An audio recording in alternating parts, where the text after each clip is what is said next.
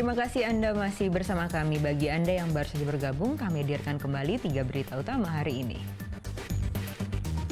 Jalan protokol pusat Kota Penyambungan Mandailing Natal digenangi banjir. Banyaknya sampah diselokan jadi penyebab banjir. Gara-gara beda pilihan partai, tim sukses caleg di Kabupaten Langkat terlibat keributan. Sejumlah rumah warga rusak dan 1 motor terbakar. Puluhan warga desa Sibanggor, Julu, Mandailing Natal diduga keracunan gas. Salah satunya ibu tengah hamil muda yang masih belum sadarkan diri.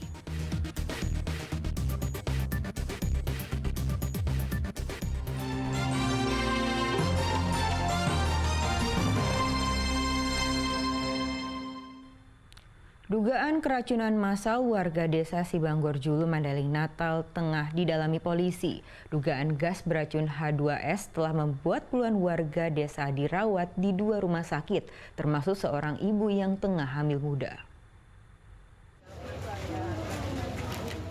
Puluhan warga desa Simbonggor Julu, Kecamatan Puncak Sorik, Marapi, Mandailing Natal dirawat di 2 rumah sakit sejak Kamis malam pekan lalu. Diduga puluhan warga ini keracunan gas H2S yang diduga berasal dari sumur gas H2S milik perusahaan PT Sorik Marapi Geothermal Power.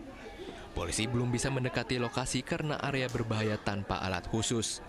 Polisi memeriksa saksi korban dan manajemen perusahaan yang diduga tengah melakukan uji sumur uap. Belum bisa memastikan keracunan massal ini diakibatkan gas beracun H2S karena masih menunggu hasil pemeriksaan laboratorium.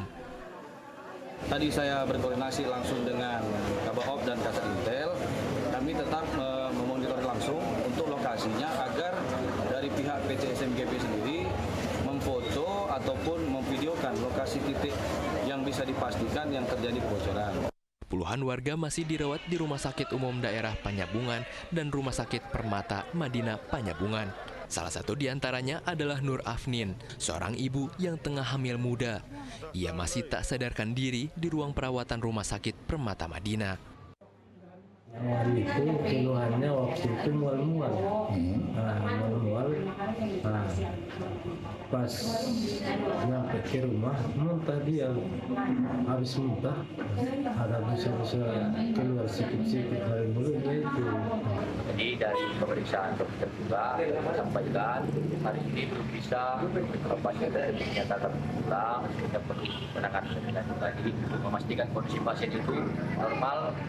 Hingga kini belum bisa dipastikan penyebab keracunan ini karena masih menunggu hasil laboratorium.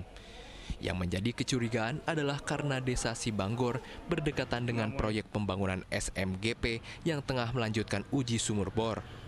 Yan Asmara melaporkan dari Kabupaten Mandailing Natal. Penyidik Kejaksaan Pematang Siantar menggeledah kantor Dinas Lingkungan Hidup dan kantor perizinan terpadu PTSP Kota Siantar. Penyidik menyita beberapa berkas dugaan korupsi AMDAL dan IMB Gedung Merah Putih Telkom. Tim penyidik Kejaksaan Negeri Pematang Siantar melakukan penggeledahan di kantor Dinas Lingkungan Hidup dan kantor perizinan terpadu PTSP Kota Siantar. Tim menyita berkas-berkas terkait penyelidikan kasus perkara dugaan korupsi tahun 2016, Pengadilan IMB dan AMDAL proyek pembangunan Gedung Merah Putih Telkom Siantar.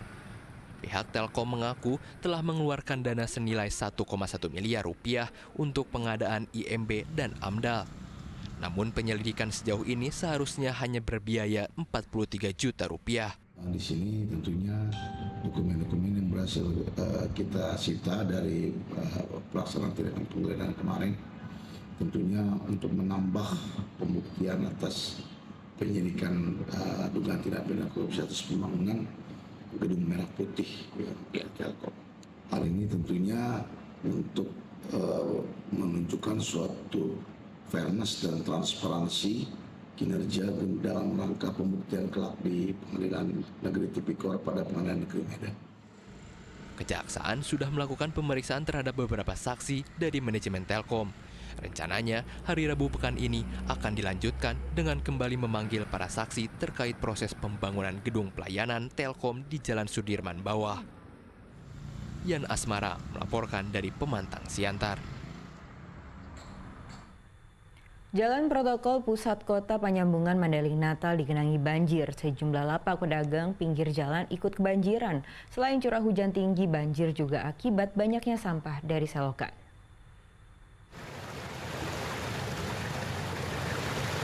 Ruas Jalan Protokol Willem Iskandar, Pasar Lama, Penyambungan Mandailing Natal, Sabtu malam kembali digenangi banjir. Air setinggi 30 hingga 50 cm mengakibatkan beberapa lapak pedagang pinggir jalan kebanjiran. Selain merepotkan bagi para pedagang, banjir juga menyebabkan pengguna jalan harus ekstra hati-hati serta mengurangi kecepatan kendaraan. Para pengendara roda 2 yang nekat melintasi banjir mengakibatkan kendaraannya mogok serta harus didorong. Langganan ini. Berlangganan? Ya, kalau tiap hujan gitu terus gitu. Oh, jadi kalau aktivitas masyarakat jadi terganggu nggak? Ya, tidak. Seperti yang dilihat kan. Oh, jadi biasanya air ini datangnya dari mana ini? Dari depan sana, depan masjid. Nah, biasanya kalau banjir gini mau berapa jam ini baru surut? 4 jam, sekitar 3 jam lah. Banyaknya material sampah yang menyumbat saluran air sehingga menjadi salah satu penyebab terjadinya banjir di wilayah ini. Tolonglah Pak, kemana sebagus mungkinnya Pak. Oh, diperbaiki lagi tanggul yang sumbat ini Pak ya? Ya, kita tolonglah Pak, pedagang kaki masuk sana. Oh ya Pak, apalagi banjir gini Pak ya?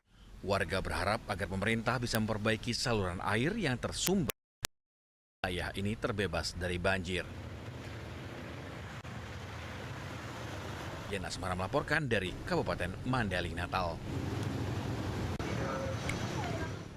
Laporan tersebut mengakhiri berita Medan hari ini. Saya Nadia Kartika berterima kasih atas perhatian dan kebersamaan Anda. Selamat beraktivitas dan sampai jumpa.